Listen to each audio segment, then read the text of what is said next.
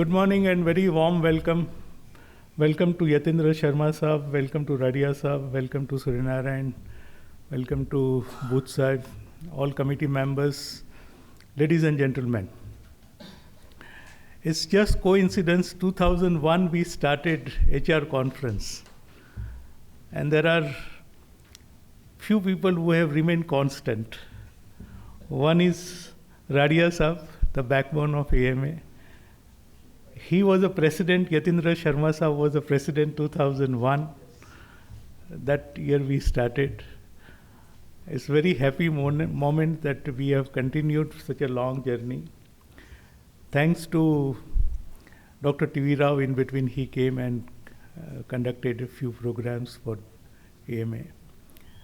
So without taking much time, let me introduce Radia Saab. I know him since his BK. No, it is required because the work which you have done, I think, let these people know. Booth Sahib barabar ne? Yatindra Sharma Sahib, they are the backbone of EMA. We can't for. No, guest to chej. But not to praise in public, but this is a fact and which has to be brought to the people's notice. These two gentlemen has played a key role in growth, and of course there are many like Mukesh Bhai and many. There is a long list. And now it is in a safe hand of Dikshit Saab, and he is going to steer the future for EMA. My sincere thanks to EMA, to Radia Saab, Yatindra Sharma Saab, Dikshit Saab. Of course, not to forget George, who has played a key role in shaping this entire conference. So without taking much time, may I invite Radia Saab to inaugurate and welcome our gatherings. Thank you, sir.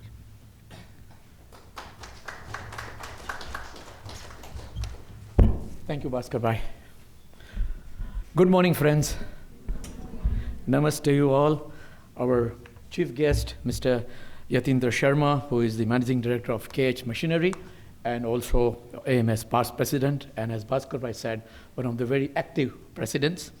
Dr. Surya Narayan Iyer, who is our keynote speaker for today's event, and he's the senior director at Oracle India. And of course, our Sutradhar and coordinator, Mr. Bhaskar Joshi, who, though not from Ahmedabad, but over the years, he's been a great friend of AMA and supporting us for many activities. Welcome. And of course, all the invited speakers, the invited guests, AMA committee members, all the participants, HR professionals, faculty members, ladies and gentlemen, and of course, students. I understand most students are joining us in a while. So it's a pleasure to welcome you all on this 21st annual event. That's our HR conference with a theme, Building Exponential Organizations, how accelerating technology is reshaping HR and future. And this is held under the auspices of the Madan Mohan Ramanlal AMA Center for Human Resource Development. Within AMA, there are various activity centers. We have 58 one of them, where we get an endowment from a sponsor, a company, or an individual, and that activity is always continued forever. So this is one of the activity centers, one of the oldest one. And under this center, we've been doing this annual HR event at the conference. And of course, as many of you know, many of our MDPs are on the current HR topics also. Yes, it's nostalgic what Bhaskar Bhai was saying many years ago. When I was a management student 4 decades ago, I think Yatindra Bhai also will remember, at that time the HR word was fairly new. Our subject was Personnel Management and Industrial Relations, PMIR. That was the word, and HR was still evolving. As a student, I remember I went to a Bank of Baroda event where they were trying to change the name of the department from personnel to HR and highlight what HR is much bigger than simply personnel. Anyway, that's history, and today HR is a very active role. Those days, personnel or finance used to be called as staff functions, in the organization structure. This year's theme, Building Exponential Organizations, how accelerating technology in reshaping HR and future, is very relevant to the HR fraternity because it highlights the need for HR professionals to adapt to the changing nature of work, develop new ideas and strategies for talent management, foster a culture of innovation, support remote work, and promote lifelong learning. Because these are the key essentials of the HR functions today. That includes the work culture and lifelong learning, besides all the routine things the HR department does. So I'm sure it's going to be a treat to listen to both our distinguished speakers, Mr. Yatindra Sharma and Dr. Suryanarayan Iyer, because they are very accomplished persons and they represent their companies who have been following very exemplary and innovative HR practices also. We have a panel of expert speakers to address on various topics today in this one-day event, and this include Mr. Sumit Varghese, Mr. Chirag Jain, Mr. Bhavesh Upadhyay, and Mr. Parth Hirani, and Dr. Shalini. All these distinguished speakers, they represent different organizations as well as academic institutions. And before I hand over to Bhaskar Bhai for the other proceedings, I'd like to welcome our guests with a bouquet, please. Yeah, thank you. First of all, Yatindra Bhai.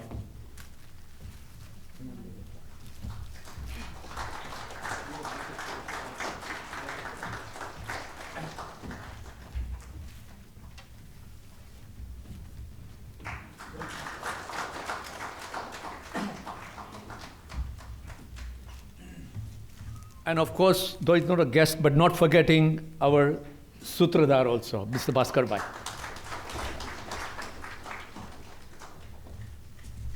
I'm sure it's going to be a great take-home for all of us today. And I'll hand over to Bhaskar Bhai once again, who will be talking about the events today and the theme also. Thank you all.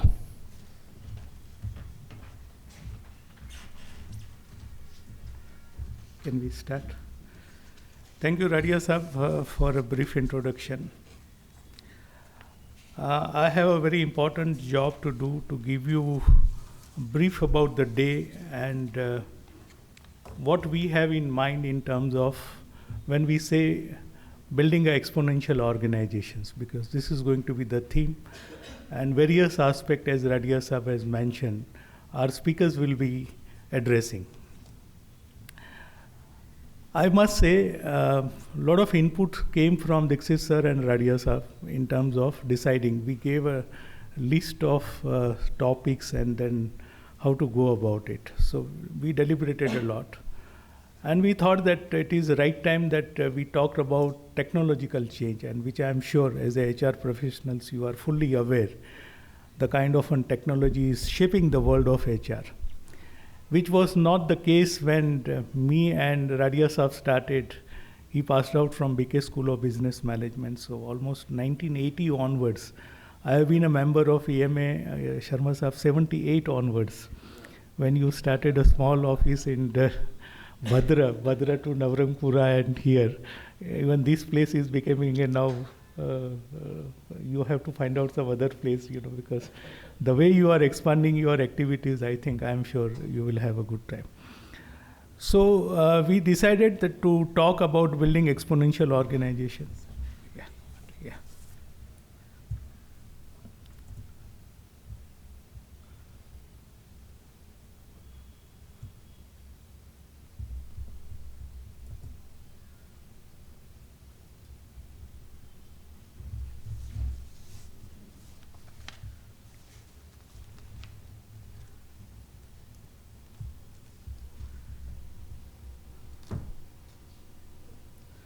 So first of all, let me admit, I belong to old school of economics. So technological advancement, this is something new for me also, though I have been trying, but still long way to go. And that was the reason when you can't manage, you have to invite expert to speak on it. So we have two gentlemen who is going to do a very good justice, not two, plenty in a day, almost 6. But mainly from tech HR point of view, we have a Suryanarayan who is a director with Oracle and Sumit Varghese who is going to join. Deliberately we kept these two because they have a tech HR background. When I say tech HR, HR plus tech.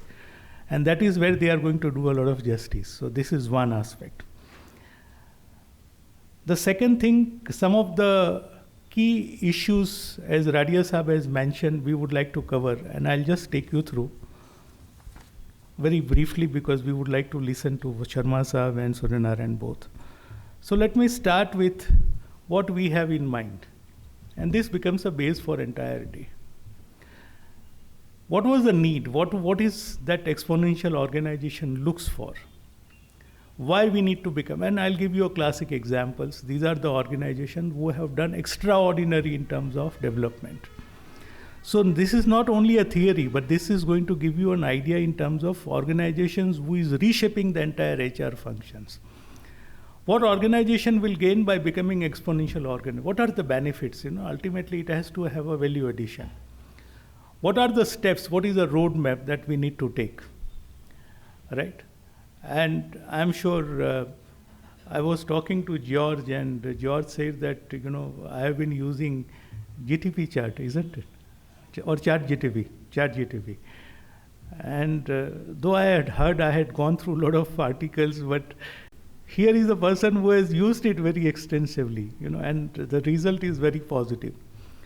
So you are quite familiar with the words bigger data, faster software, better AI. We are entering into an era where technology is constant accelerating in exponential age. And this is already done. On the contrary, we are too late to talk on this subject. The theme explores where this new age is taking. And the second question is, do we have a choice? We don't have a choice. We have to embrace it. We have to accept it. Right? So that is going to be the key challenge. This is a story of an organization institute where gap between fast-moving technologies and slow-moving institutions. So you can see the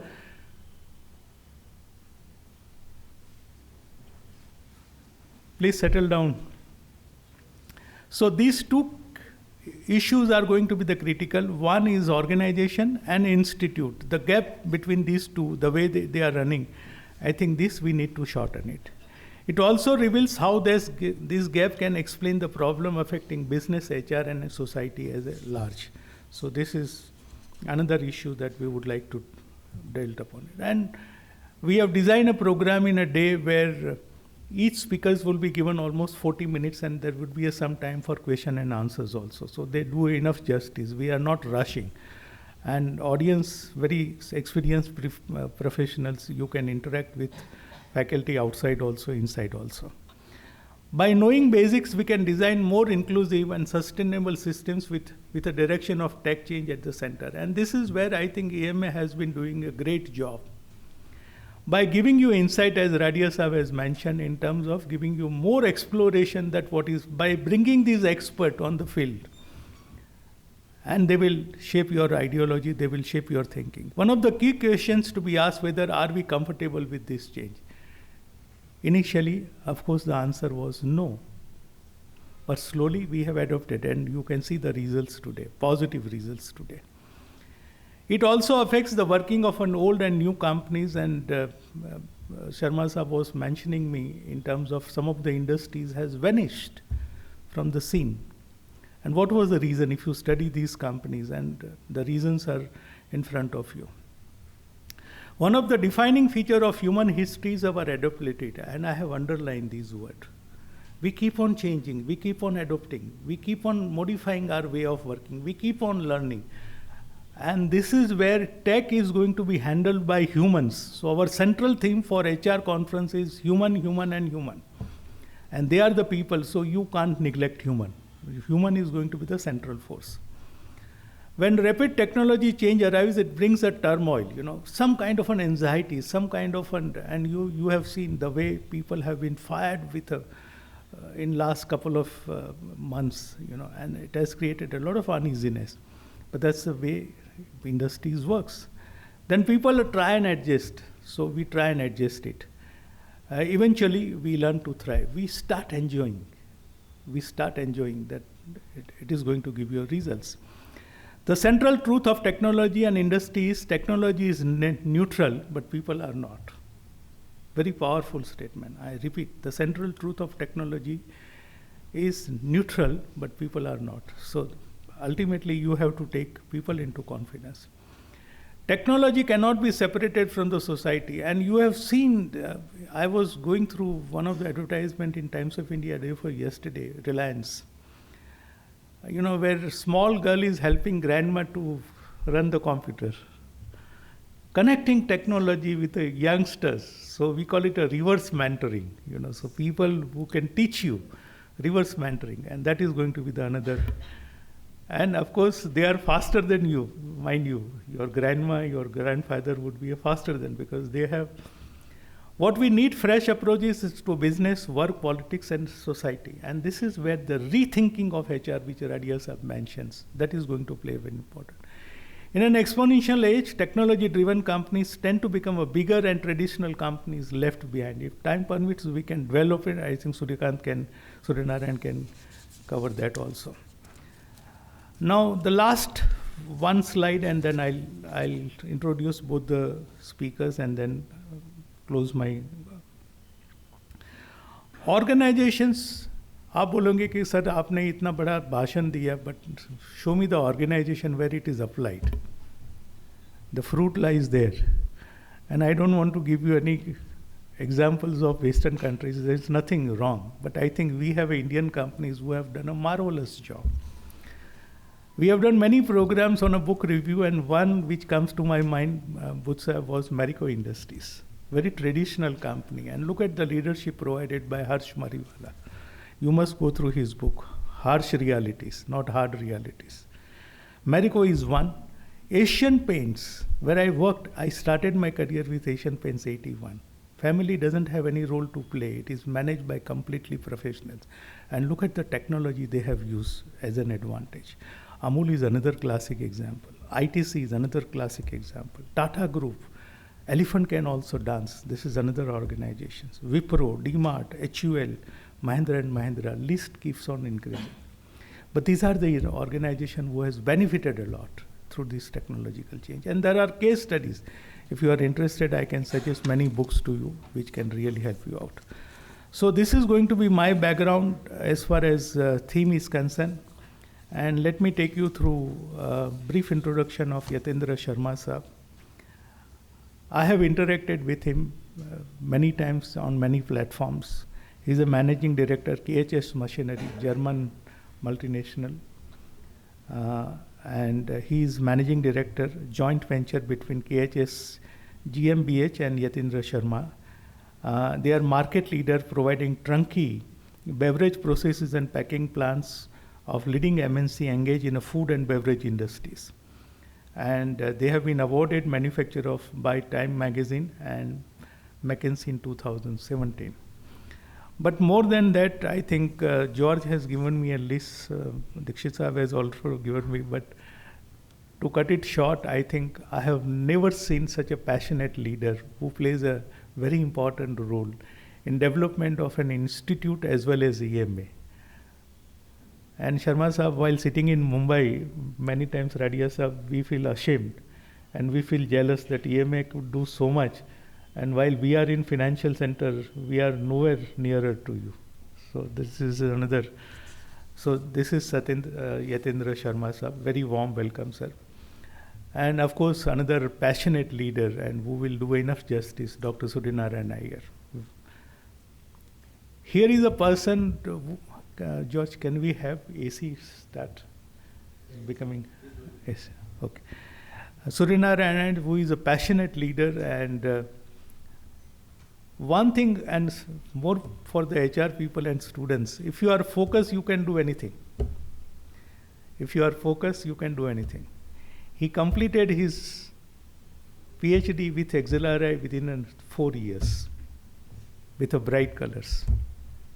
And I have never seen such a focused person in my life, right? He is not insecure. He always shares his knowledge with people, right? There is no limit to it. And the last radius of he is not commercial. Money is equally important, but for learning, for HR fraternity, he is always available. So here is a person, and he is engineer graduates with MBA background, and now with his doctorate. He has been a visiting faculty to, you name it in Bombay, and he is there. So interacting with student has really helped. And thank you, Suryanarayan Saab, who has been our constant supporter for all AMA activities. With these words, we welcome all three of you, sir. And we request Yatindra Sharma Saab to say a few words.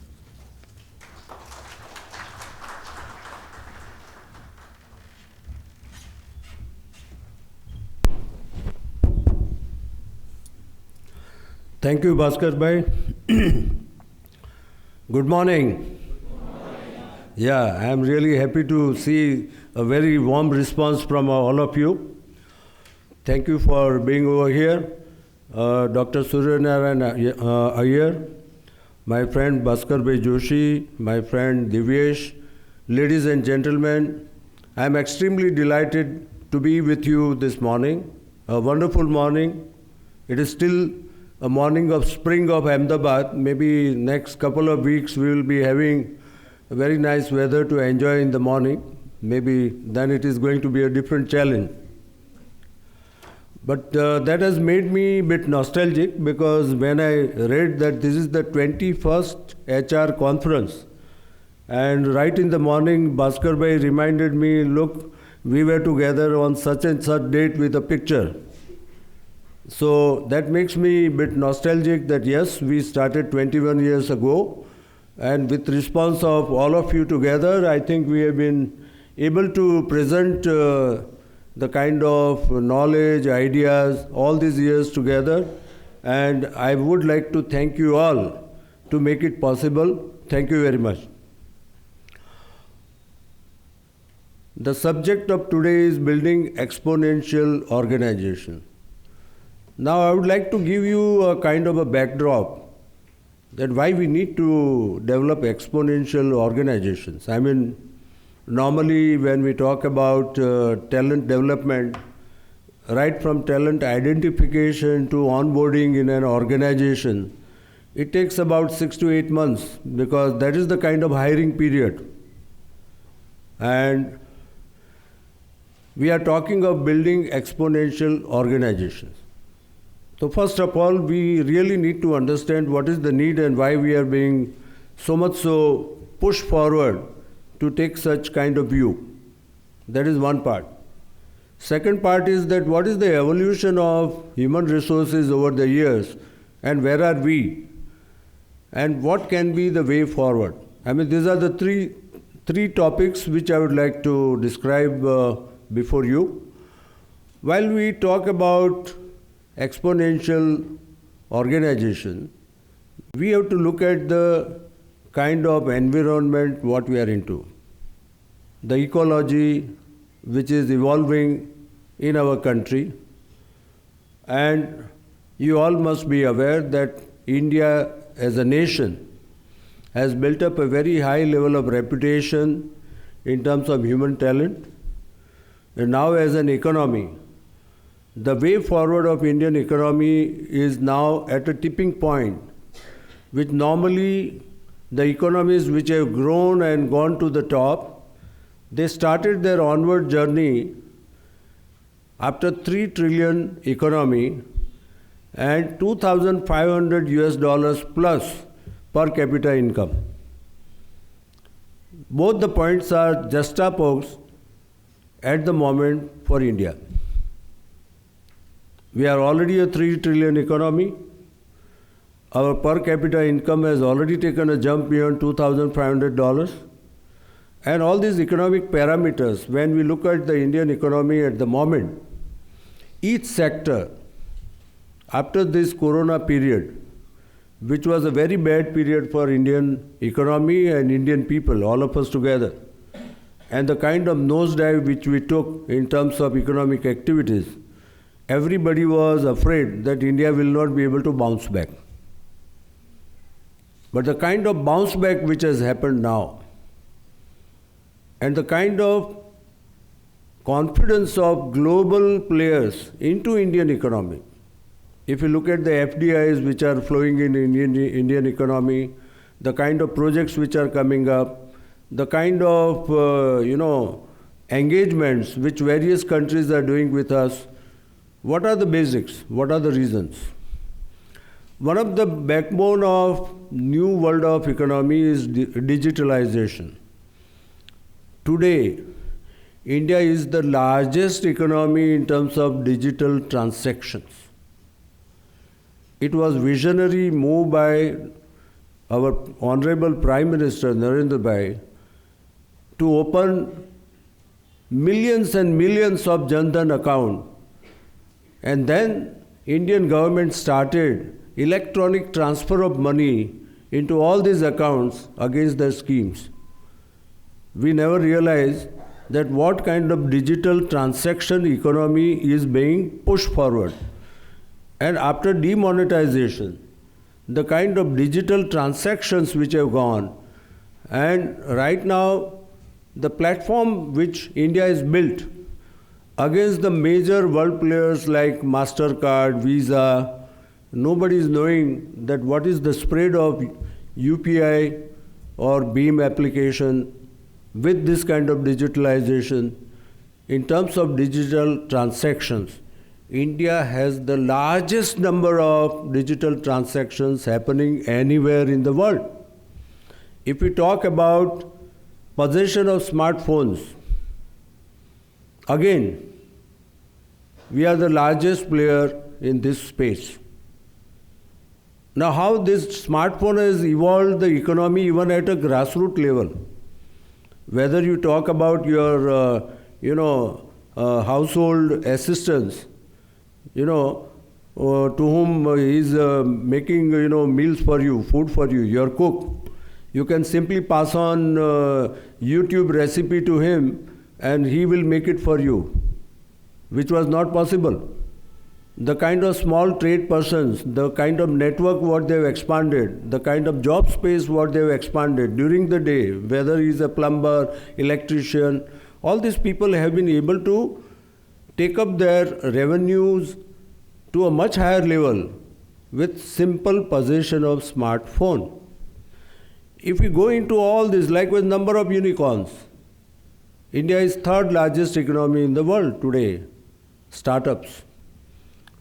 You talk of digitalization, you talk of startup, and after this particular Corona time, the bounce back of Indian economy which has happened, the kind of demand surge which has been seen into various sectors, you will be rather surprised that that demand surge was expected during the year 21 last quarter, and 22 was understood to be a good year for everybody. But right now, every sector is looking at their business plans where 22 was good, 23 is already covered, 24 is already covered. Most of them are talking about planning their businesses for 2025 onwards. Whether you talk of fast-moving goods, you talk of core sector, whether cement, steel, whatever it is. And the Indian government is pushing certain sectors in a very big way. Likewise, you talk about infrastructure sector, where Indian government has decided to invest more than $1 trillion in 2 calendar years, which even US has never spent that kind of money in infrastructure in recent times. So all these are building up a kind of economic environment where each sector in next 5 years is going to grow maybe 2x to 10x. That is the kind of horizon what we are talking about. And in this kind of economic surge, we really need talent. And this talent has to be identified with lot of care, with lot of forethought, and unless we do it, we will not be able to seize this opportunity. Because if at all we feel that all this technology will provide, kind of push to the organization to go forward, that is not the case. Every organization grows on a strong organizational culture. And this culture is not defined by systems, by equipments, by gadgets. This elements cannot develop an organizational culture. I will give you a simple example. I would suggest that you should read a very nice book which has been written by Jim Collins, Built to Last, where he has analyzed organizations which have grown beyond 100 years, non-stop. And I am giving you an example of one company which is more than 600 years old in Germany, Heidelberg, who are specialized in building printing machines. If we talk about Industrial Revolution, which was started, it was started by printing of Bible by Gutenberg in Germany. Then it was taken over by UK, and then the next level of Industrial Revolution happened in Europe. But this printing machine company, for more than 600 years they are there. The kind of culture what they have developed, the kind of team what they have developed over the years, everybody who are their customers, they know very well that if you want to buy Heidelberg printing machine, you cannot negotiate. Price is take it or leave it. But then the value what they give is phenomenal. So my submission is that if at all we are talking about building exponential organizations, we have to focus on organizational culture. We have to get out from that impression.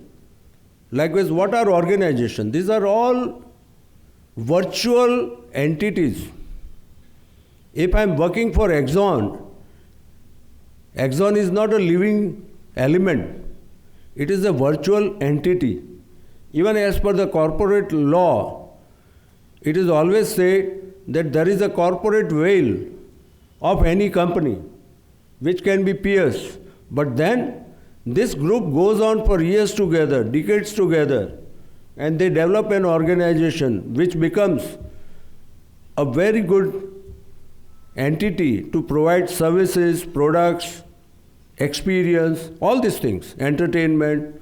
So the point is that it is all about people. And when we talk about people, the trigger is from entrepreneurship. But entrepreneur has to create a larger team to go forward and build the success story. And that way, that is where we have to look at human resources with a very different perspective. The perspective of what Divyesh was talking about, personnel management. At that time, it was understood that people are available in dime a dozen. We can employ whomsoever we want. For one vacancy, there may be 10,000 applications. That may be true for government, but not for private organization and even public sector organization, where the demand growth, both are so intertwined, and they are definitely asking for talent which has to be multidimensional, multi-skilling, and this cannot be built by simply hiring them in numbers. Now, what kind of perspective has to be taken? See, in terms of human talent development, the first ever industry sector which identified this need as their growth story, maybe 25 years ago, or I should say 30 years ago, that was information technology sector of India. When they started to develop their space, business, there were no such talents available except people who were available with engineering expertise. Good students in the engineering colleges, nothing more. But then they took, under Mr. Devang Mehta and NASSCOM, a very, very important decision that they will spend their resources, their last dollar into training and equipping people for their own businesses in the future. And that is the key foundation of success story of IT sector in India, which is now going to be maybe around $150 billion industry. So The first thing what we really need to do for talent development, all organizations who want to grow exponentially, they have to identify talents from the beginning, from good institutions, and develop them, train them, and onboard them as per their capabilities and competencies. Now, what is the challenge over here? 15 years ago, no industry was talking about attrition rates. Even IT sector, who were hiring maybe around 600,000 to 700,000 engineers, they never had a problem of attrition. But this attrition has taken a very different dimension almost around year 2018 onwards, more so prominently in Corona time, and the entire definition of IT sector got changed from coding and programming. It went to application software, and it created a demand of people into a very different space. So one point which was not really tapped so aggressively, but another point started getting developed in the IT sector, and that created the kind of demand surge where this kind of talent was very difficult to get. So what was the next step? They were taking good people who were doing very good programming or kind of thing, and the kind of upward compensation revision, more responsibilities and all that. An entire hiring space of IT industry has taken upside down scenario. If we talk about consumer goods industry, same thing. If we talk about even core sector, same thing. Attrition rates are very high. Now, how to attract the talent, how to retain them, and how to make them align with your organization. And when you need people, it is just not talent. It has to have talent, discipline, and loyalty. Otherwise, you cannot build a good team. I mean, the case in point is a very shining example of Indian cricket team, which was developed under Virat Kohli. A fantastic leadership. Everybody is ready to die for the last run, to save, every run, and they were running for life. And this was only possible when all members were loyal to the leader. So these are the three things which are required, and this has to be part of the training, and Corona has given a very different perspective to human resources now. I should say it is just not supply-demand scenario, but it is compassionate identification of talent, taking them on board and be with them in their journey, whereby they identify themselves with your organization.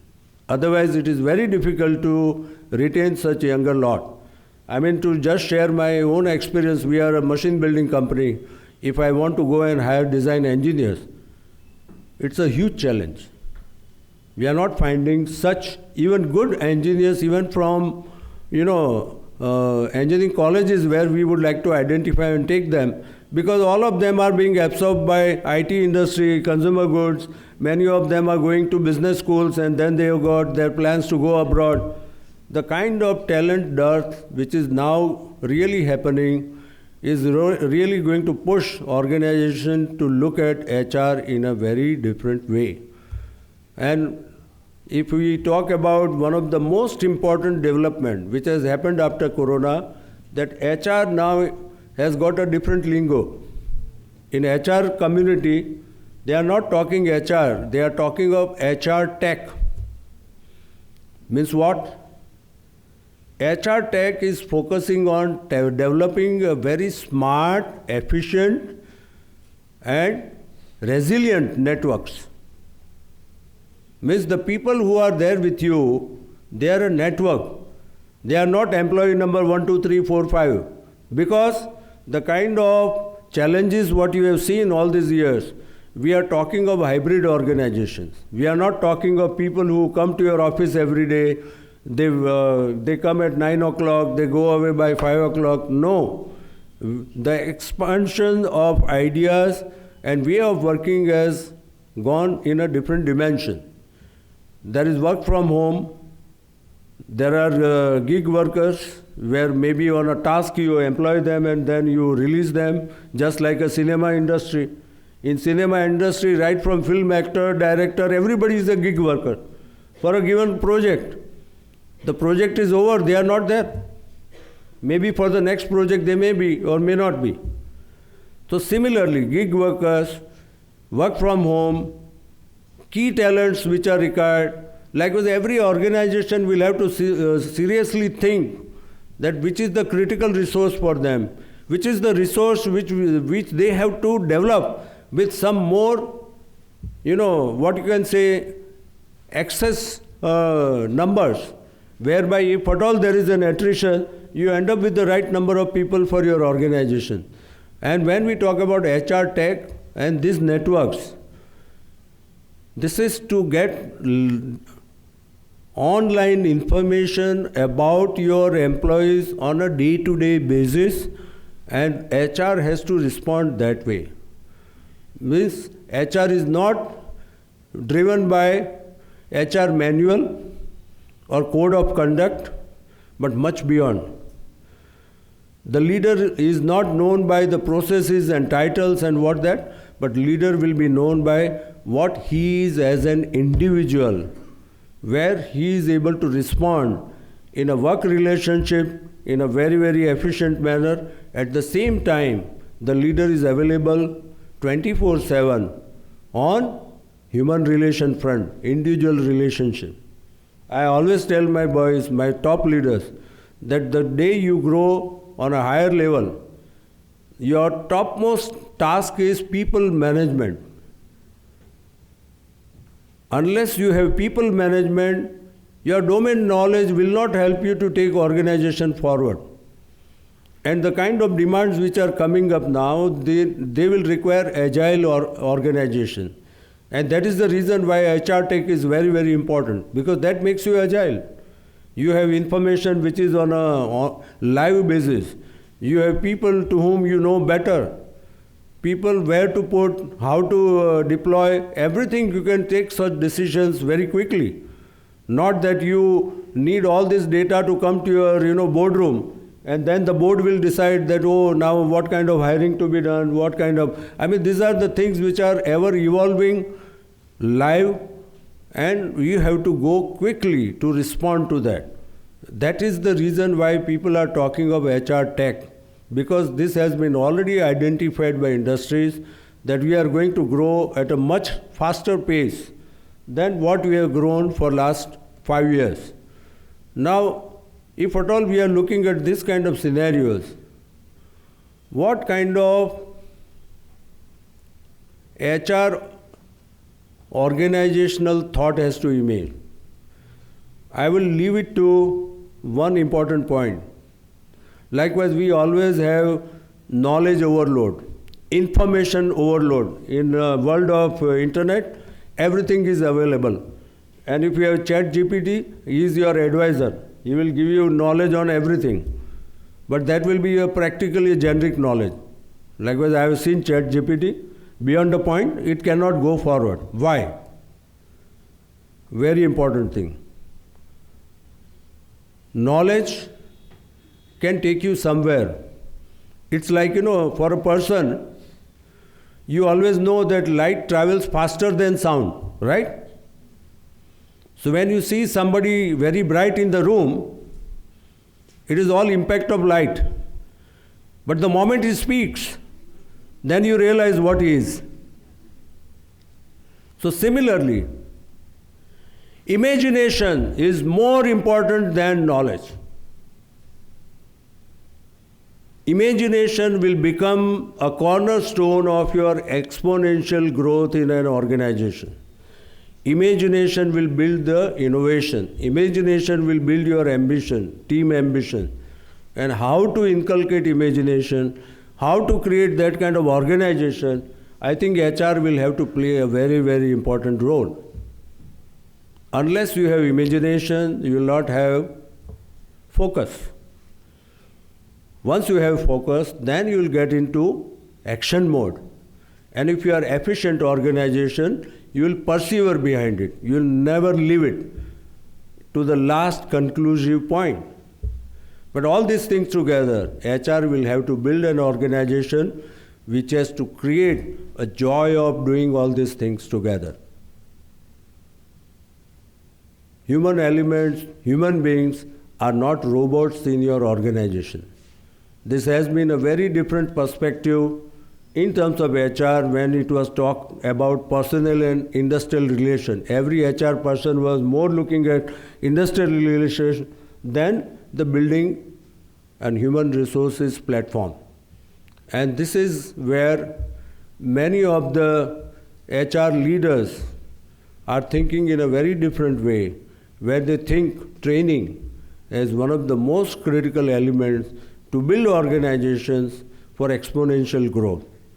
Unless imagination, training, and then what you can say, go live, always responding to needs, responding to developments on a dynamic basis, if we are able to do, I think we'll be able to build a very, very efficient organizations which can seize such exponential growth and become exponential organizations. With that, thank you very much.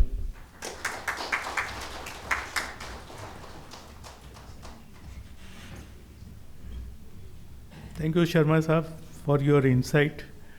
I think couple of message which he has passed, I would not like to repeat, but would like to give little more emphasis.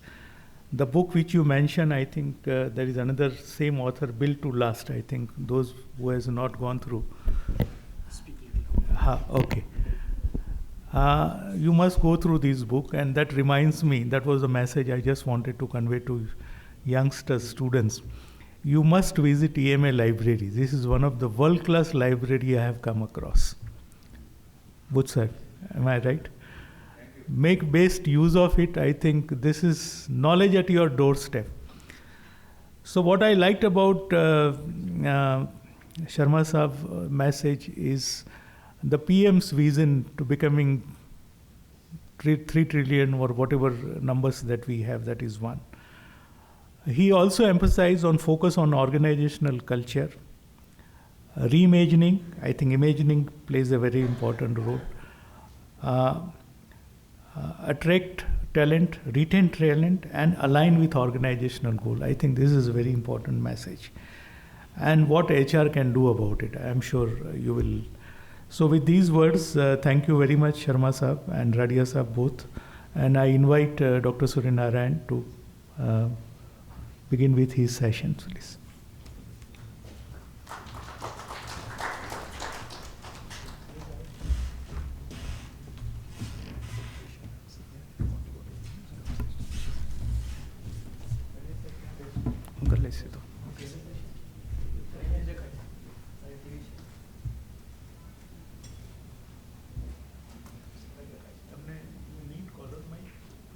It's okay.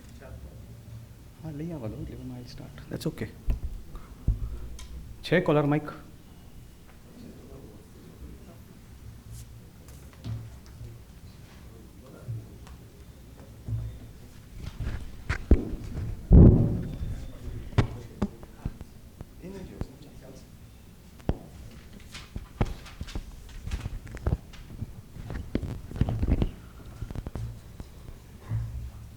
Good morning, everyone. Firstly, thank you for inviting me for this. It's indeed a pleasure. I mean, whenever I stand here, I always feel weak on my knees. Because I remember I was an MBA student at Vidyanagar, 91 to 93. And those days we used to come to AMA for sessions. And I was there and I could never have imagined that I'll stand here one day. So it's a very humbling experience. That is one part. And secondly, thanks to my mentor. I mean, we spoke about life learning. I've always learned from Bhaskar Bhai. And if I'm here and I'm getting this opportunity to speak to all of you, I mean, he's the single most person who always gets me to these places. And it's really a very enriching learning experience when I talk to people. So while sharing of knowledge is important, but it's the interactions that happens, the questions that we deal with. And more often than not, the questions are something that I never thought about. And then when I answer them and people are convinced about it, I feel proud about it. I said, okay, experience at least takes you to a situation where you're able to contextualize an answer. I'm saying this because Mr. Sharma just spoke about imagination. He spoke about contextualization. ChatGPT has not yet reached that stage where it can contextualize to the extent human beings can. But I'm not sure. Maybe in future it will. So we'll have to wait and watch. Oh, that's a double sound, is it? Okay. What I wanted to cover in 45 minutes are three things, right? One is when we speak about exponential organizations, and I think the context has been set as to what an exponential organization is, but I wanted to stress upon a few changes, few profound changes that we are seeing and which is influencing us today, and which is where digital transformation becomes an integral part. I mean, 20 years back, I've been doing this for 30 years now. 20 years back when I used to talk to people about technology, it was about saying that let's get our processes right and then we'll do technology. Those were the days. And if you go back to business process reengineering as a concept, that is what we used to say. Get your processes right, technology will follow. But what has happened in recent times, with the rapid change that is happening, it is no longer one following the other, right? They are now together. Judwa hai and tied to the hip.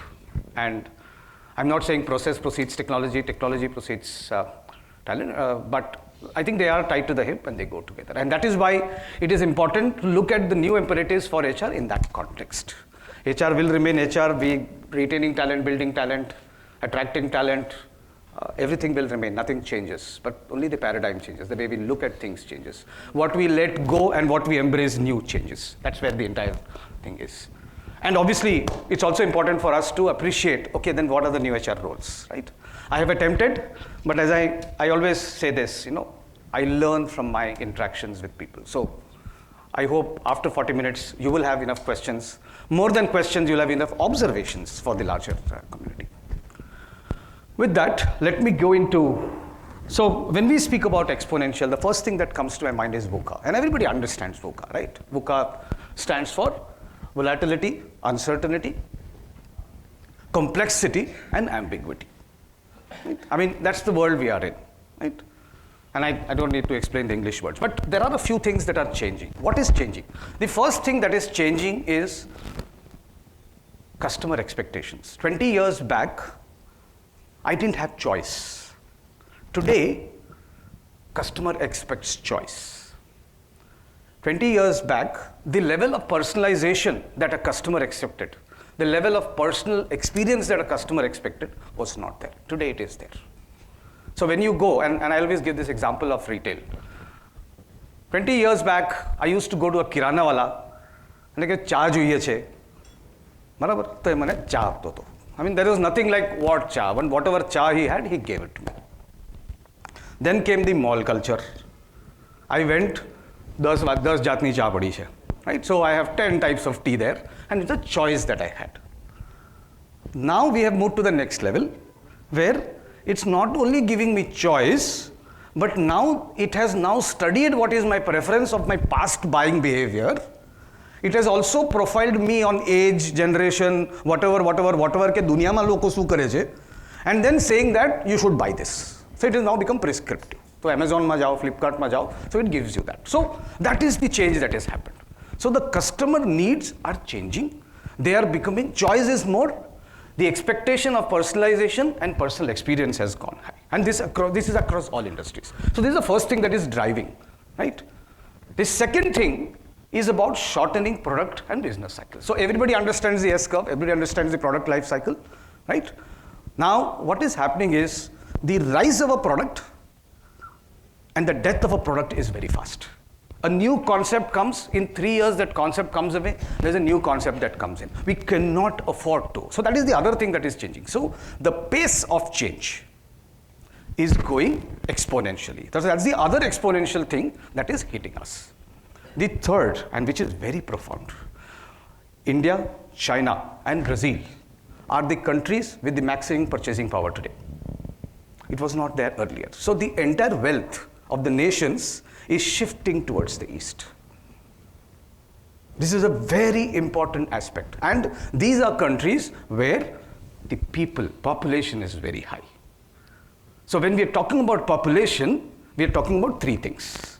We're talking about velocity, we're talking about variety, isn't it? And the value, the perception of value. And that creates the complexity to the exponential part that we're talking about. The amount of transactions we are doing, the speed with which we are doing the transactions, right? And the variety of the transactions, and the expected value out of those transactions is what is creating the complexity, right? When the shift of wealth is happening from west to east. And I must tell you, I work with Oracle, and I work in a role that supports the sales organization. 30 years back, this country was investing in technology, was always price conscious.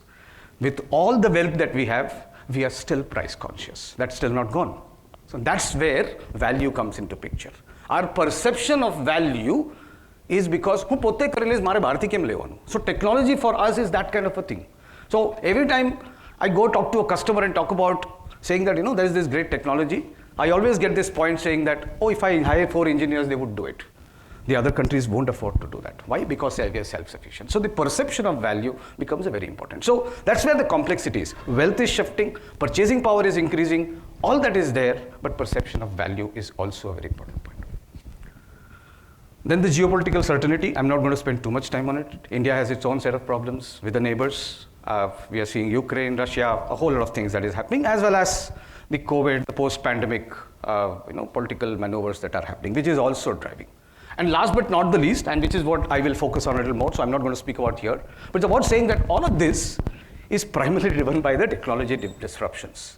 And as I said, it is the choice that is now available through platforms that is driving this VUCA world for me. So it is about whether it is about building relationships, marriages also, the length of marriages today is something that we can discuss. That's outside the thing, but that's also linked to the VUCA world. So VUCA world is not just a business world, it's about our day-to-day life also.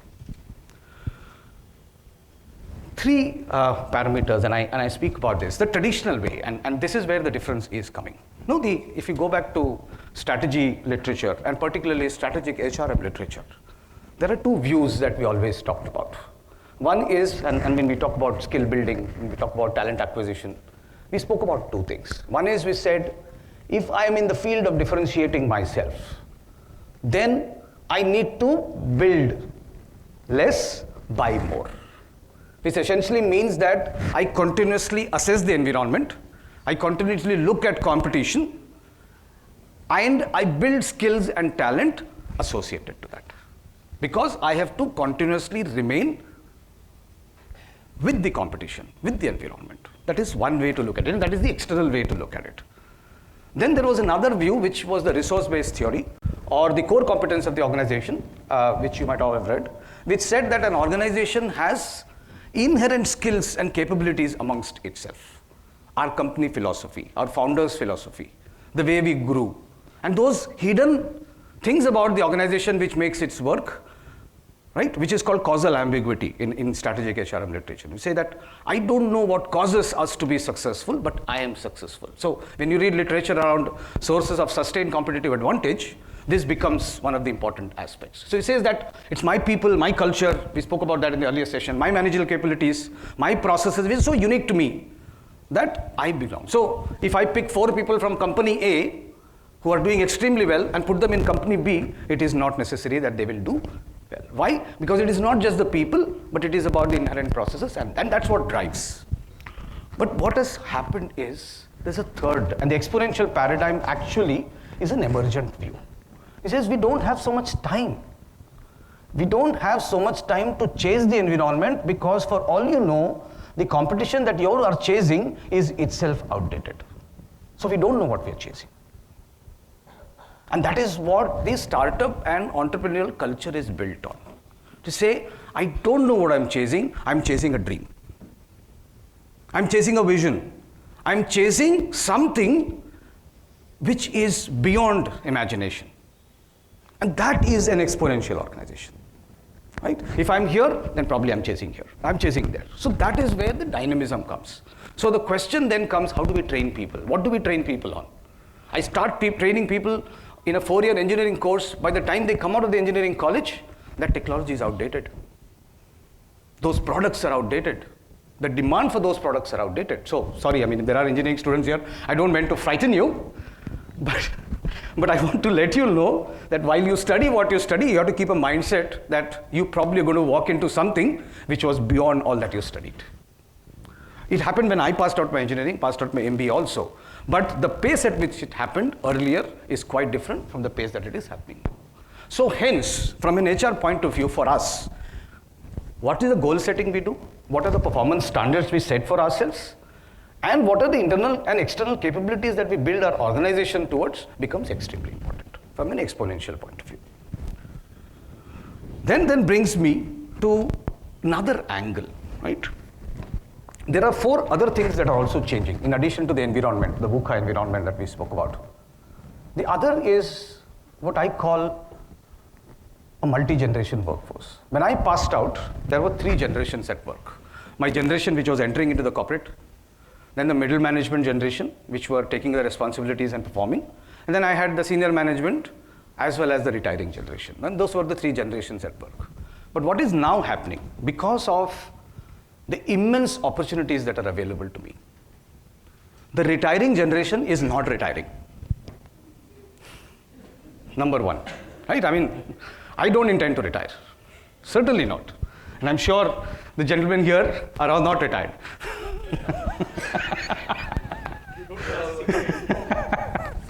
Right. So the point is, whether you call it life expectancy, whether you call it higher levels of Maslow hierarchy needs that we're talking about, whatever. I mean, we can call it whatever. Our own insecurities to say, is this money enough to sustain? Pata nahi kitne din jiunga, to I don't want to be left with no money, so let me keep working. So there are various reasons, and each one have their own purpose, right? I mean, I could have some, but the fact is that's the 4th generation at work. But the 5th generation is more interesting. Before I was 24, when I completed my MBA, I never thought I could actually work. I never thought I could earn money. I was completely dependent on my father. But today, our 17-somethings, while in engineering college, while doing their science or commerce, they have already started their startups. They have already started working. They have already started driving enterprises, right? So that's the 5th generation at work. So what's important to us? So there are going to be 5 generations at work. More importantly for HR, it is about the personalization. So go back to the customer expectations. So while I spoke about customer personalization, I'm now talking about human employee personalization. Each generation has a particular need depending on their life event. And that is where the complexity for HR. Who will be happy with what? So my benefit policies, how they should be designed, right? So, I mean, for a 25-something, what will be the key benefit policy? For a 40-something, what's the key benefit policy? For a 60-something, what's the key benefit policy, right? Technology itself, and a lot of people, have this misnomer to say, oh, this person is 60 years of age, isko computer nahi aata hoga. You might be struggling with WhatsApp, but trust me, I have 60-somethings who are very agile on technology, and I have 20-somethings who do not know technology. They are equally so. So it is not about generation, it is about mindset. So that is another persona cut that happens. So this is what we call as persona. I could be a persona across generations, across qualification, across the job that I do, across the grade and level in the organization, across the background that I came from, whatever. And it could be, and those attributes are innumerable. And that is why, and you might be thinking why I'm talking about this. If I have to think about n variables to personalize, I need technology. Right? So I'm not saying the role of HR is going away. I'm just saying that the role as HR has only become complex, and we need technology to help you do that personalization, because there are 5 generations at work. Even more important, greater personas at work. Number 2, changing career patterns. हमारे बापूजी railway में join किए, 35 साल बाद, 40 साल बाद retire कर गए. I joined organizations, I always have a 10-11 year itch, right? 10-11 saal mein I start getting bored, I move. That's my generation. But the current generation that we see, I mean, there was a study and they're looking at somewhere between 4 to 5 years, people change jobs, right? I mean, I'm talking about the stable guys, not the. Now, people will ask, what happened to organizational commitment? What happened to those effective commitment, normative commitment, continuation commitment statements that we keep making? But what has happened is the concept of commitment itself is undergoing a change. People are committed not to organization, but to their job, to their skill, and to their passion. That is the change that has happened. So as long as an organization gives me what I want, I continue. So to me, organization is no longer a unit of commitment. Right? We all had those 3 terms of commitment, having organization as a unit of commitment. I think the paradigm has changed.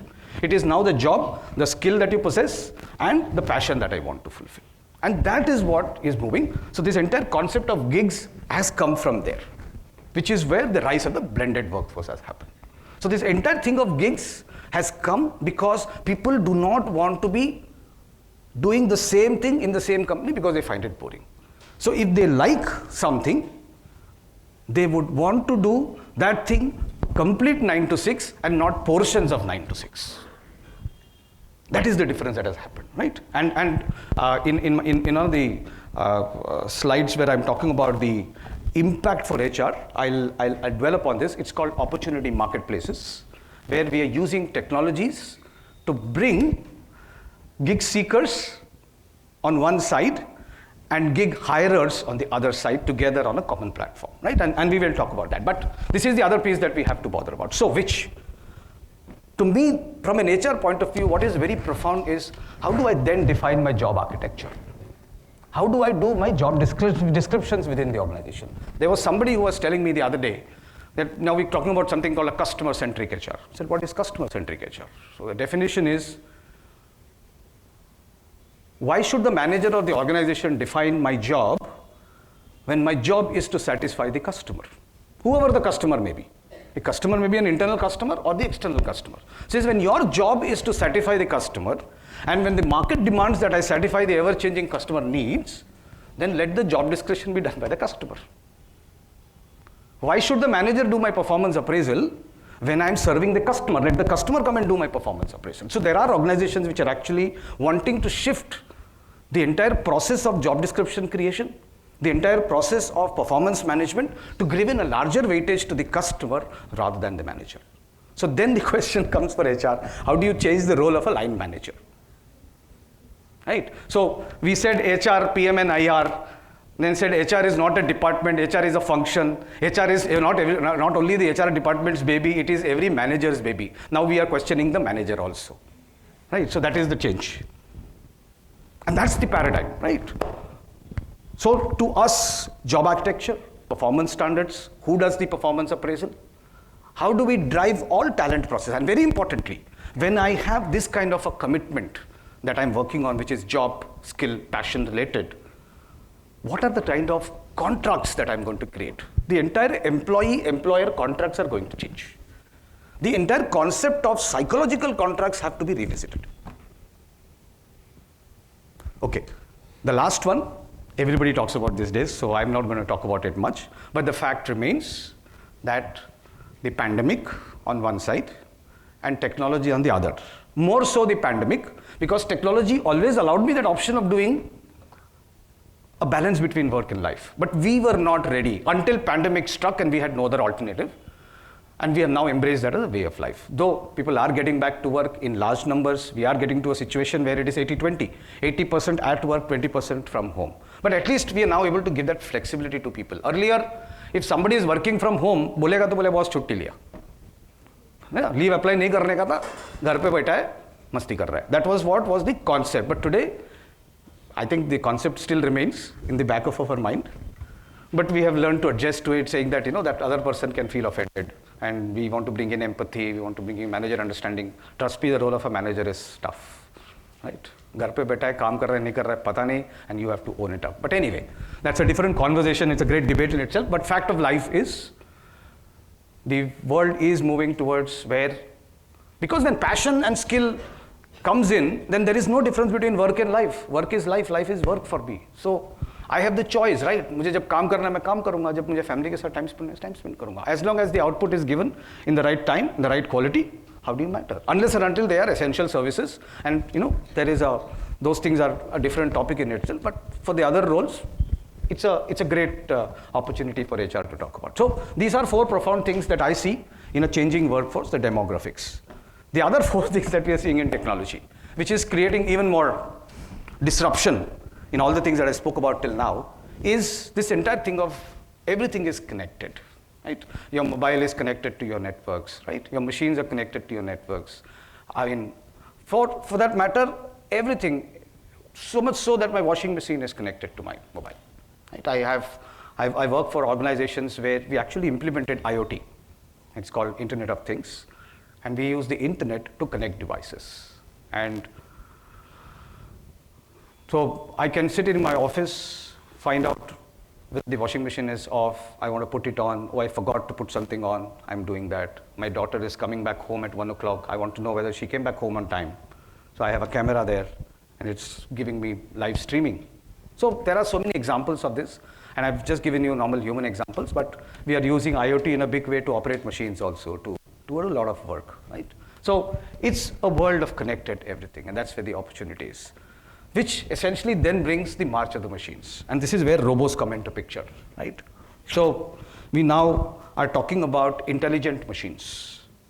Now, intelligent machines learn from transactions. So if an Amazon can come and tell you that, we would recommend based on your persona, you buy this, or people who bought this also bought this, then it has learned it somewhere, right? Based on past transactions. Now that is machine learning.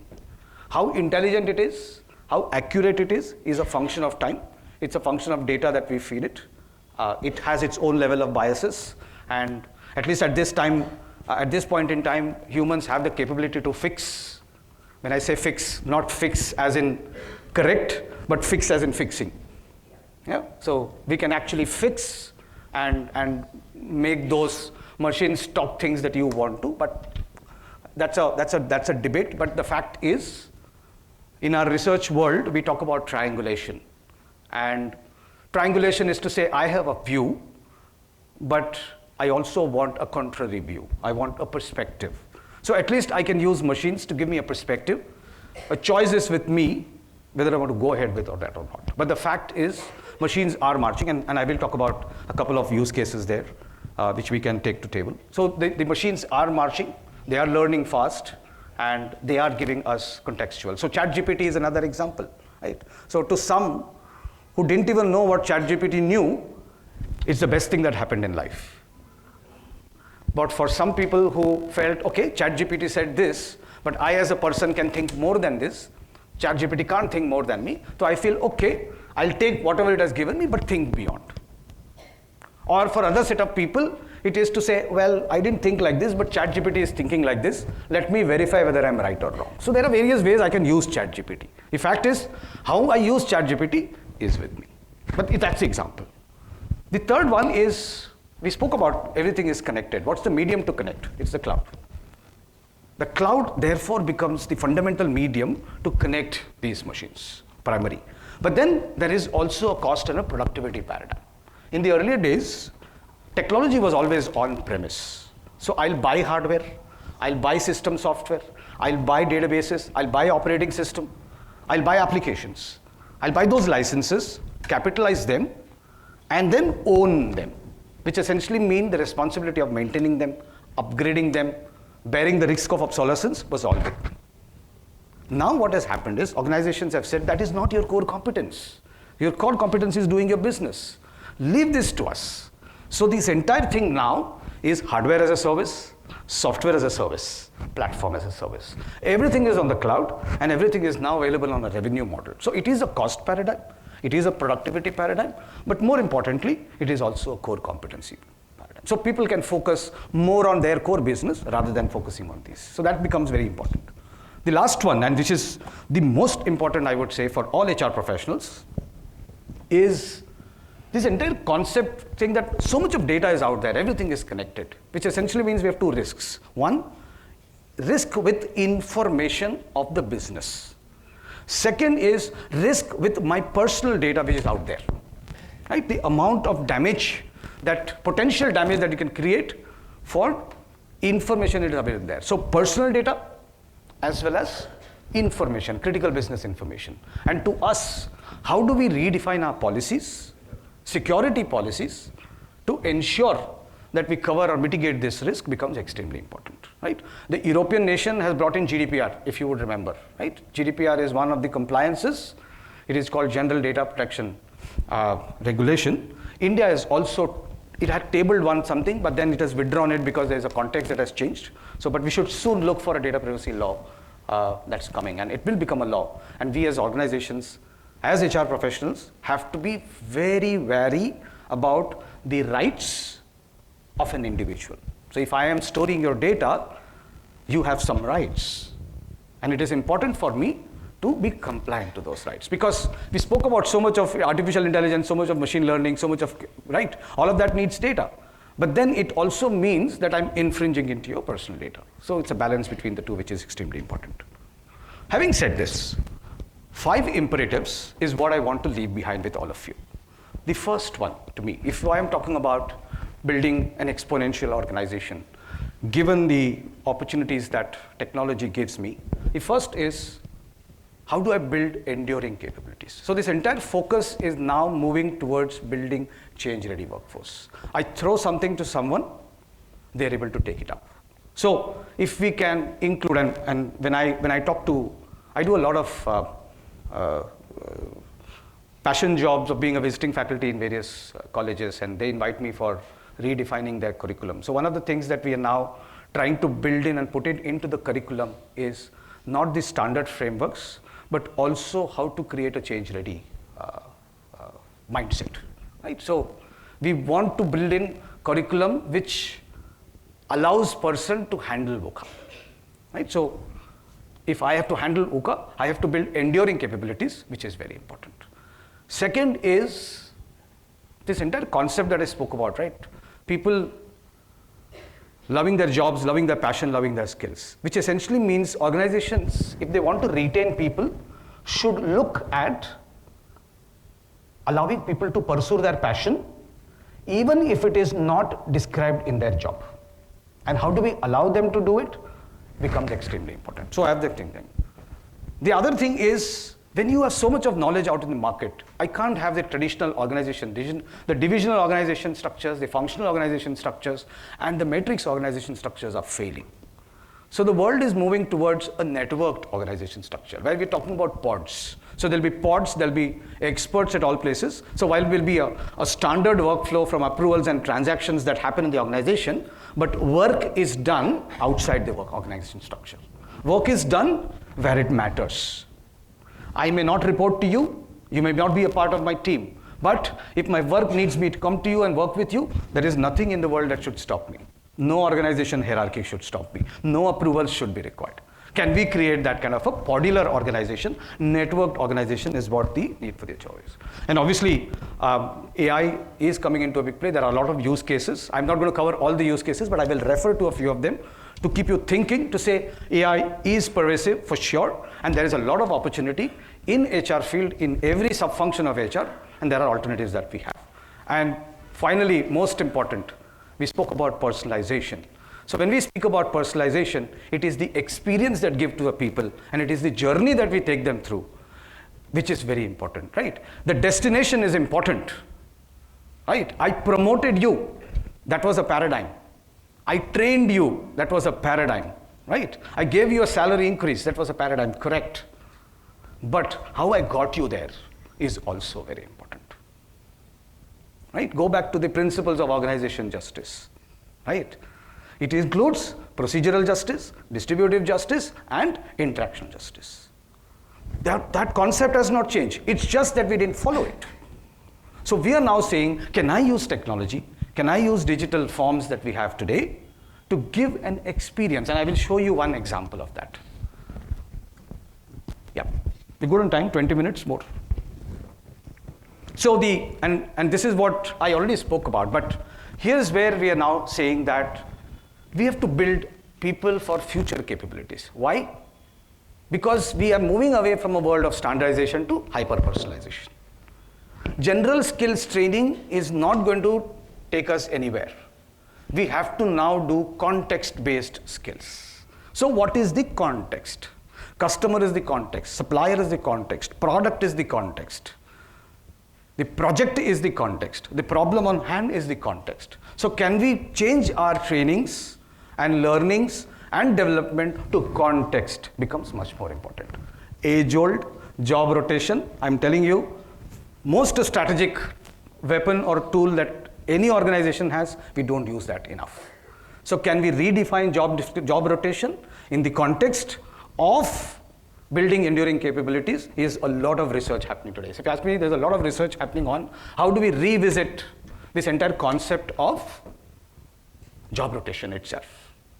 Because job rotation, if you remember, the fundamental of job rotation was to give multiple perspectives to people. So how do we build perspective building?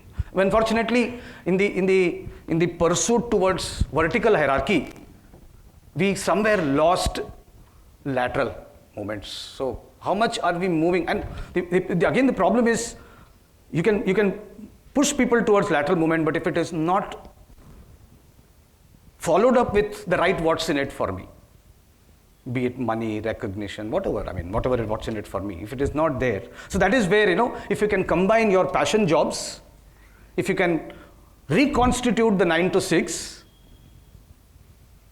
probably there is a room for looking at building enduring capabilities. Otherwise, it is all about building specialization skills, and specialization skills are always a fit with the current organization needs, not so much with the flexibility that I want, and that the debate of fit versus flexibility rages on. That's the first piece. So how do I use, so you may ask me, how does technology come into picture here? Learning today is moved bite-sized, correct? So because people do not have the necessary capability, patience to go through so many hours of training. So they want bite-sized training. They want contextual training. So can I use artificial intelligence to personalize me, identify what my aspirations are, and give me that bite-sized training, give me that bite-sized development plan, which helps me build these enduring capabilities. So this entire reconstitution using AI to contextualize learning, personalized learning becomes a very important part to build enduring capabilities. The second bit, internal mobility is in. Gen Z, I spoke to a lot of these youngsters today, and there are these 4 things that they always talk about. There are a lot of youngsters here. If it doesn't resonate with me, let me know. But, the first 3 things is something that was always there. Everybody spoke about it, right? It will help me grow, that propose mentorship, age old. We have always done that. But the 4th thing is the one that is gaining a lot of momentum now. Which is the company allowing me to follow my passion? Now we go into our standard competency framework, we do our person organization fit, person job fit, and then we say, you know what, this job requires these skills, you do not have that skill, so I can't depute. But that is where the risk awareness of an organization comes in. That is where we build a culture of risk averseness, to say that I am not ready to take the risk of deploying a person on a job even if he or she is 70% fit. I'm looking for 100% fit. And in my pursuit for looking for 100% fit, A, I don't get the right people, B, I lose time. So can we change our mindset to say, can I break those jobs into smaller pieces to reduce the risk? And then can I look at people and say, oh, this is your passion, but you're not skilled on it, but I take the ownership as an organization. That builds a culture of risk taking. And to me, the fundamental culture for the subject that we're talking about, exponential organization, is being not risk averse. Right? So that builds a culture of allowing. And at the same time, and that is where opportunity marketplace comes. Now that's the fundamental shift we're talking about. The old way was a cost-based view of an employee. Why is it a cost-based view? If I put a less fit person into a job, then which means that the job will take longer, it will be a larger cost to the organization, there will be wastage, productivity will be a loss. So our entire view of fit was cost-based view. I'm saying shift it to a value-based view. I'm ready to take that risk. What value am I bringing to the table? Well, I'm not saying you do that for precision jobs. I mean, I can't do this, I can't take this chance when a heart surgery is happening. I understand that. I can't do this when I'm launching a satellite. I understand that. But we are not launching satellites or doing surgeries every day in organizations, right? So when we are not launching satellites, when we are not doing surgeries, let's at least move to that. That solves a larger part of our problem. Second piece, my job content is day to day. So can I move from a day-to-day job to passion? Can I let go as an organization? And here the onus is more on the organization than on the employee. The third one is to say, I am a talent marketplace, static, one-dimensional, skill match, specified career progression. You move from A to B, B to C, whatever. If you have this, then you can move. If you don't have this, you can't move. Well, yes. But at the same time, you keep doing that. But do that from 9 to 2. From 2 to 6, allow me to do what I want to do. Allow me to work with other managers who are not a part of my hierarchy. I will build perspectives. Can I take the risk? Seminars are good to throw these kinds of concepts, right? And you'll say, oh, this is bizarre. But at least if you tone it down a little bit, we might probably be okay. But we should never lose the opportunity to throw something which is absolutely radical. So I'm throwing it on the HR fraternity. Are we ready to do that? Right? So which essentially means, and why that happens? Because it is my organization's unconscious bias of a cost-based view. Can I come out of my own unconscious bias as an organization? So when we speak about culture, sir, that's the culture that I'm talking about. Can we come out of our unconscious biases, right? So it's no longer a command and control leadership style, it's an empowering style. So what essentially we're saying? Now, there are technologies that are available, which are marketplaces, right? I am a manager. I'm thinking of doing something interesting. But when I go to my team members, it is the same frog in the well problem. वो वही विचार लेके आते हैं, वो वही सोचते हैं, and I'm responsible. Squarely, I'm responsible because I built that culture in them. So, as a leader, I take responsibility that that's the thought process I built over a period of time. Now, expecting them to come out of the thought process is not going to be easy. So, I'm thinking, can I get someone from us? But how do I get it? So, that platform allows me to host the opportunity to say, I'm looking at somebody spending 4 to 5 hours with me on this particular project. Whoever it is that person's passion, I would want to work with that person. And then there are people who on the other side who are saying, this is my passion, I do this day in and day out for my living, and I get bored, but I want to do these 3 things. And then that's the marketplace which allows the 2 sources to come together. It's like a real estate market price. The brokers who run it, right? I mean, Amazon is a marketplace. Amazon neither buys nor sells, right? They are only the mediators. I mean, any of these aggregators that we talk about, right? Whether it is any aggregator that we talk about, the food chain aggregators are there.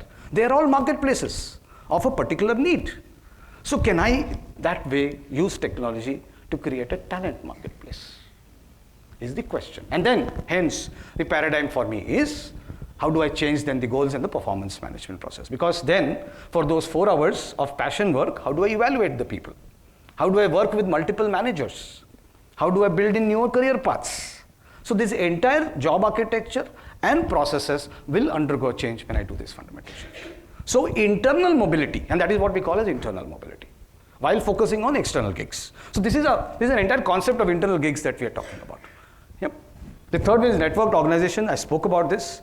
There's a nice article, you must read it.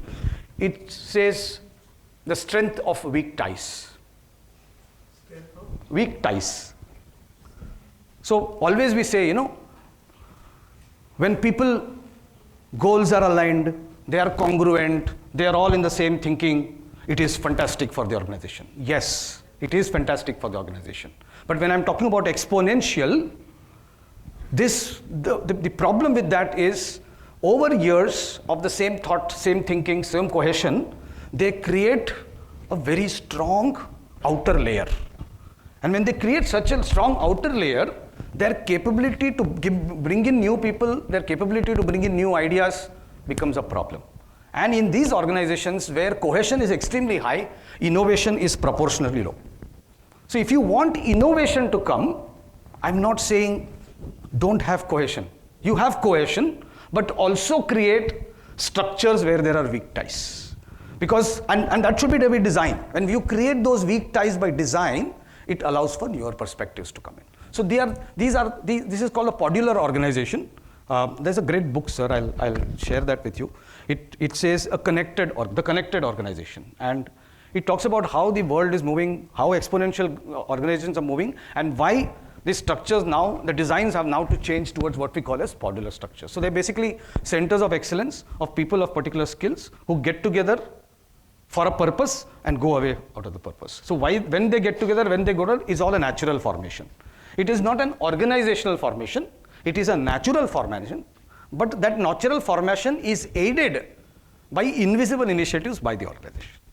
So what initiatives can I take to allow for such natural formations to form? So trust building. You say, okay, somebody formed. So do you look at that formation, natural formation, as something that is opposing the organization, or as something that is giving me a perspective? Now, if I look at it as saying, oh, this group is forming with a thought which is against the organization, how should I look at it? I mean, that is also a pod. Every thought process is a pod. So that is something that organizations are working on. It's a great book. So now you might say how technology brings. So technology these days, and I'll talk about Oracle, I know about the others also. When you're designing an organization structure, we call something called a tree. And you see a tree, and if you look at the formation of a tree has multiple branches, each branch has a twig has leaves, they can grow anywhere, isn't it? So it will have child, it will have siblings, it will have a parent. So we actually allow for organization structures not to be defined statically, but to be created on the basis of how it is naturally formed. So the structures are formed, and hence the workflow designs that you create are also done through technology. I mean, imagine if I have to create an organization structure resembling a tree, which is so complex. If I have to do career paths on so many twigs, it becomes so difficult. Which twig will that bird go and perch is so easy to do, but which the employee will go and sit, or where the natural progression will be, we don't know. So that is where digital transformation technologies help you to build that scale to be able to give the options of a structure. Then I'm coming into the AIML, right? And I spoke a lot around these. So 6 paradigms that technology brings to the table, right? The first is we are no longer enabling people, right? I'm not promoting people anymore. I'm not changing your job description, right? I'm not transferring you from one location to the other location. I'm doing that. But in doing so, I'm giving you an experience. So it is not the act itself, the destination itself which matters. Because the personalization, hyper-personalization need is there, it is about the experience that is about. And how I use technology to deliver that experience, and I have a small demo on that, I'll show it to you. The second is when we speak about analytics, right? One concocted view of analytics is to say, I trust the cognition of the manager. The manager wants to know, when I say manager, it could be the HR manager, the line manager, the leader, whoever, but the manager wants to know whether the recent compensation increase that we did resulted in better employee satisfaction. Right? And it's a great question to ask, and we expect analytics to answer the question. Right? So we'll take data, we'll do regression, we'll do correlation, we'll try to find out the significance, and we'll see if there is a predictor equation, right? That's predictive analytics. That's analytics for us. But there is a limitation here. The limitation here, we are trusting the cognition of the manager, where the manager's thought saying that an increase in salary is going to increase satisfaction. Right? Question is, do we even know what causes satisfaction? That is where we go to machine learning. That is where we bring in artificial intelligence. The other way to ask the question is, can you tell me what is causing satisfaction? And then it goes through the entire data, goes through the patterns and predictions, and tells me that in addition to what you are looking for, these are the other 3 things that you should be looking at. Right? Now that is where analytics is moving, that's why I call it insight, which essentially means that it is no longer on demand. It is now proactive. I didn't ask for it, but it told me. So which essentially means I don't even need to ask What causes satisfaction? I have to do my job, it will do its job. Question, but how is? Is the data good? Is the data complete? Is it accurate? Is it timely? Is it trustworthy? You can do all of this, but if you don't do the processes digitalization properly, if you don't do your data properly, you'll keep questioning this for the rest of your life. So the part that we talk about is how do we create that infrastructure. So for us as HR, it is the processes that we create, it is the new mindsets that we build to trust that proactivity that we talk about. The other piece is integration. We always said performance integrates with compensation, compensation integrates with payroll, payroll integrates with finance because I have to pay and there's an accounting entry that should happen. Manpower planning integrates to recruiting, recruiting integrates to onboarding. Yes, but it's not just about process integration. It's about giving me those proactive insights when I'm doing the transaction. If I'm doing a promotion, it has to tell me what will be the impact of this promotion on the rest of the team members. I may choose still to promote, but at least I should know. I am changing the compensation from 10% to 20%, right? Is it really going to be happy? For me, from a budget point of view, I think I'm doing a great job. Oh, I'm giving a jump of 10-20%. But is the employee really going to be happy? So those things that are out of my cognition is what I need. So that is what is called embedded. Intelligence is embedded to proactively tell me. The other is UI. We always tell, any new software comes, any new application comes, how do I navigate? That becomes the biggest problem. I didn't train people. Biggest change management problem in implementation of any system is I don't know the navigation. I was not trained on it. Why do you need to be trained? I buy this mobile. Did somebody come and train me to use this? 2 hours into buying a new mobile, I've adjusted myself. I've used, whatever, to the extent of my bounded rationality, to the extent of whatever satisfies me on the basis of my needs, I have figured it out and I've become friendly. Correct? So we are increasingly going towards developing design thinking as a concept into our systems design, process design, to ensure that it is a world of no UI. I don't need UI, and I'll give you an example of that. And finally, the part of adaptive. I talked about personalization, right? So any intelligence should adapt to me. So I'll give you a quick. Yes. So I'm just closing. I'm just seeing where was that. Yeah. So this is the example that I wanted to give you. So this is a bot that we created. It is an equivalent of a Siri or an Alexa. An Alexa or a Siri is FAQ based, but this is something that we try to build in a little more cognition, right? Here, an individual is getting transferred. How the entire transfer gets done through an experience by talking to the bot is what you will experience.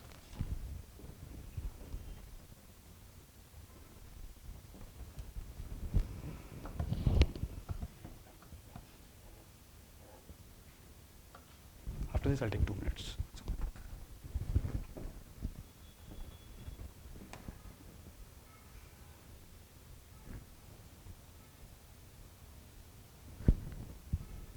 So you can see I'm talking to it. See, you can see the waves. You're actually talking to it. Now it asks me a contextual question. Where are you relocating to? Hong Kong. Next contextual, is it permanent or temporary? How long? 5 years.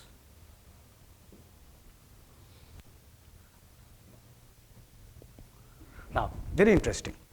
In olden days, and this is where the experience comes into picture. In olden days, let me pause this. In olden days, policy was a 20-page, 30-page PDF document lying somewhere in a corner there, and somebody going and saying, go read the document if you want to know. But here, that is not the case. Sorry,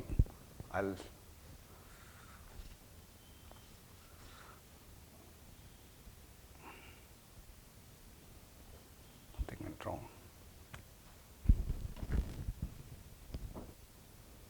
Sorry, it will repeat. Just give me half a minute and I'll come back to that page.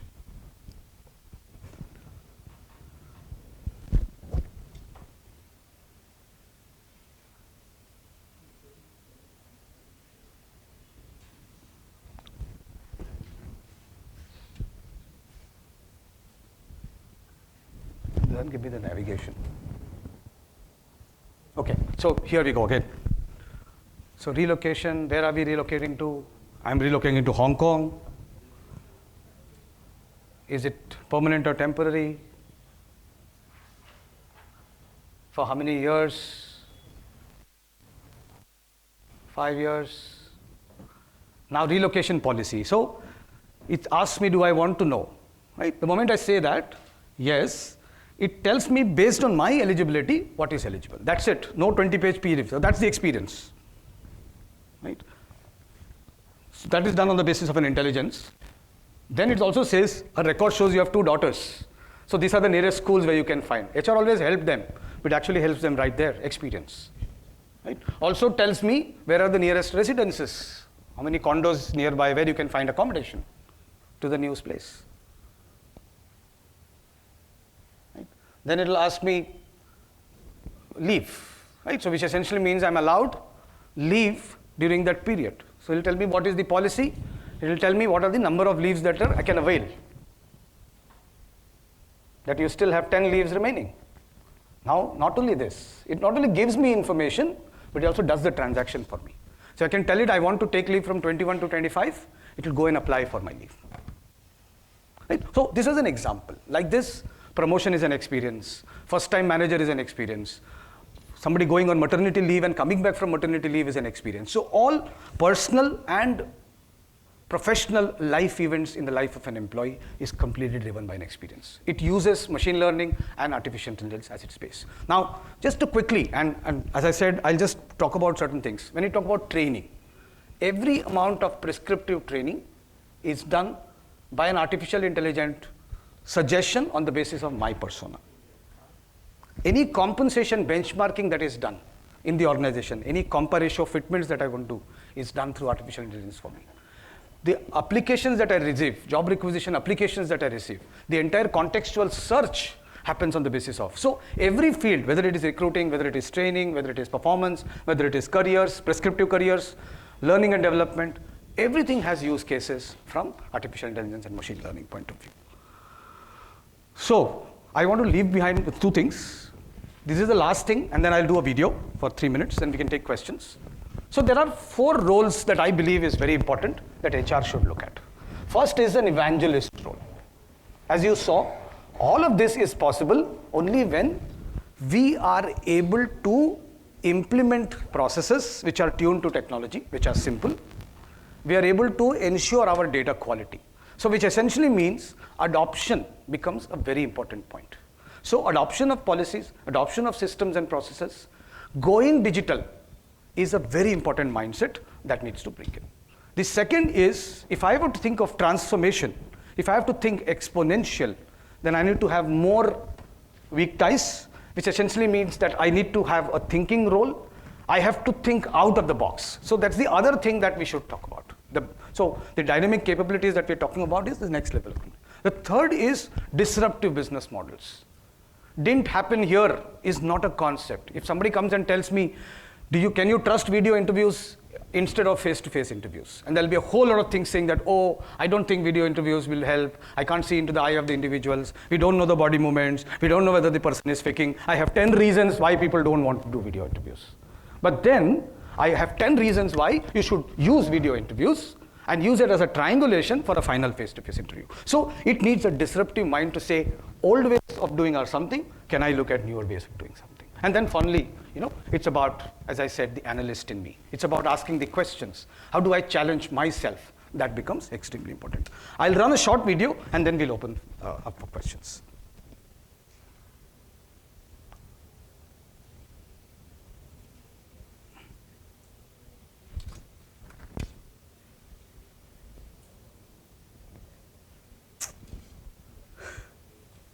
Not laughing me. Okay, let me just close this. Problem solved.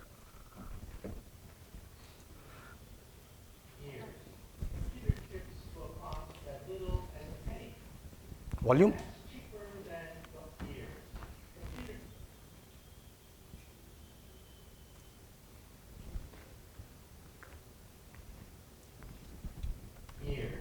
Computer chips will cost as little as a penny. cheaper than garbage, cheaper than scrap paper. So computer chips will be everywhere and nowhere, including our contact lenses. So when we put on our contact lenses and blink, we will go online. And who were the first people to buy internet contact lenses? College students taking final examinations. This means that my students will blink, and they will not have to memorize all the things I've been talking about. This is going to revolutionize education, because we cannot force students to memorize things that they can simply blink and get. And then if you feel sick, you will blink and see Robodot. Robodot is artificially intelligent. Talks to you in plain English or Russian or whatever, speaks any language, accesses the entire internet for sound medical advice, almost for free. This is going to revolutionize the medical establishment. We'll still have doctors, but doctors will use Robodot as an aid. And if you're in a car accident in a foreign country, you don't speak the language, you'll talk to your wristwatch and talk to Robo-Lawyer. Robo-Lawyer understands the law in any country, in any language. In fact, I personally believe that artificial intelligence, the robotics industry, will eventually become bigger than the automobile industry of today. Because your automobile will become a robot. You will talk to it. You will argue with it. You'll have discussions with your car about the best route to take. And when you want to park the car, you simply tell your car, park yourself. And the car parks itself. This is going to revolutionize urban economics when you don't have to worry about parking anymore. And then the next organ to be digitized is the brain. You may not know this, but 2 years ago, scientists were able to upload the first memories. Memories can now be uploaded and downloaded. This makes possible BrainNet. BrainNet could be the next step in the evolution of the internet. Instead of zeros and ones, instead of text, you'll put emotions, feelings, sensations, memories. Teenagers will go crazy. I went longer, I think. Why bother to do that when you can put the emotion of your first dance, your first kiss, your first whatever, right there on the internet? And so in the future, when you walk into a room, you will mentally command the internet, you'll take dictation mentally, you'll turn things on, turn things off, communicate with other people. People will think of you as a wizard of some sort, mentally communicating with everything around you. That's BrainNet. And then biotech is being digitized now. We can create a human body shop. We can create from your own cells, so there's no rejection mechanism. We can create skin, bone, cartilage, noses, ears, blood vessels, heart valves, bladders, complete windpipes can be grown in the laboratory. The next organ to be grown, by the way, is the liver. So for all you alcoholics in the audience, take heart. We may be able to grow your next liver. So even the economy is now being digitized into something I call perfect capitalism. You see, capitalism is based on supply and demand. But you don't know who's cheating you when you buy something. You don't know what the profit margin is. In the future, your contact lens will scan everything in the store, tell you who's cheating you, tell you who has the best product, what is the profit margin on every single thing that you can scan with your contact lens. And so capitalism becomes perfect. Perfect supply and demand. This means that there are winners and losers. The losers will be middlemen. Because why did Amazon become so big? Why did Airbnb, why did Uber become so quickly so large? Because they digitized the middlemen. So I tell my friends, if you want to become a billionaire, take the industry, take any industry, write down all the places where there's friction, where there is middlemen, where there's obstruction, where there's frustration. List all the places in any industry, digitize it, and you too could become another Amazon founder. Thank you, Professor. Into futurism that is a future which both inspires and terrifies. So thank you. That's important. It inspires and terrifies. But then that's a great opportunity we have for HR, right? Thank you very much.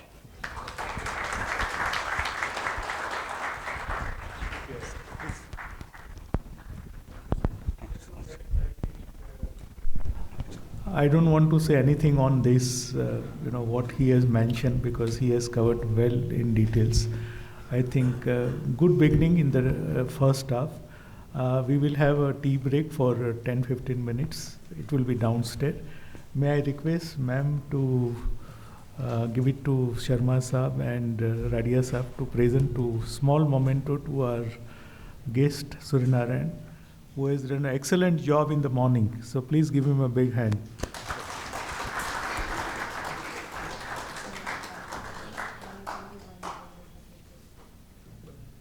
So this is token of our love and acceptance, and you would like to know the secret behind his so much energy. You can connect with him. When he is not visiting institute or doing such kind of a seminar, you will find him on the Mulund Hills where I stay. Mulund has a lot of hills, Yes. He and his father is a regular tracker, and that is the secret of his. He gets up at 5 o'clock, spends 1.5 hour on reading, and then he goes to the job. So this is what you could see, and this is a learning for our young friends. So thank you, Sharma sir. Thank you, Suryanarayan sir. Thank you, Radia sir.